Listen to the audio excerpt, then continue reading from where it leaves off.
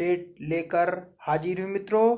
तो आपके लिए ये जॉब अपडेट कि यूपीएसएससी द्वारा +2 जूनियर असिस्टेंट भर्ती का एग्ज़ाम डेट और टाइपिंग टेस्ट जारी कर दिया गया है। जो भी मित्र इसमें आवेदन किए थे वो अपना एग्ज़ाम डेट जाकर ऑफिशियल वेबसाइट upssc.com या sarkariresult.com पर जाकर आप अपना एग्ज़ाम डेट चेक कर सकते हैं। अगर मित्र मेरा चैनल पर आप नए हैं तो चैनल को लाइक और सब्सक्राइब कीजिए।